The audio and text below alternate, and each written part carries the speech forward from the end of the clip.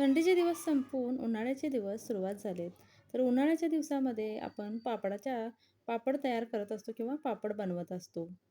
तर इथे मी paid promotion करत नाही आहे.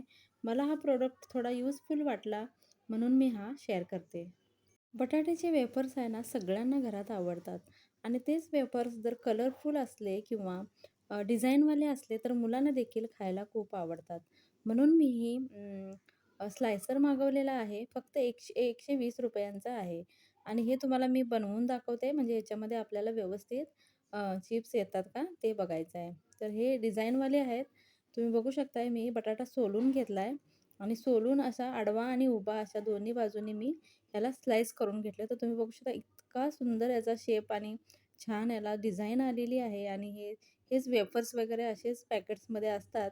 तर हे अगदी छान असे निघत आहे. तर वेफर्स बनवण्यासाठी मी दुसऱ्या बाजूला स्लाईस करून बघते तर इतके छान अगदी व्यवस्थित मध्यम आकाराचे हे स्लायसर बटाट्याचे निघत आहेत. तुम्ही बघू शकताय. अगदी छान आणि युजफुल हा प्रॉडक्ट आहे.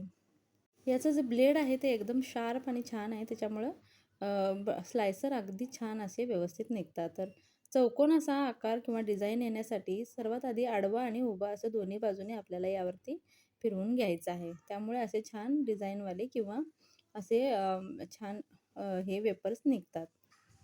लवकरात लवकर याच्या वेफर्सची रेसिपी देखील मी चॅनेलवर घेऊन येणार आहे. तेव्हा हा व्हिडिओ कसा वाटला मला कमेंट सेक्शनमध्ये नक्की सांगा आणि चॅनेलला सबस्क्राईब करायला आणि व्हिडिओला लाईक करायला विसरू नका.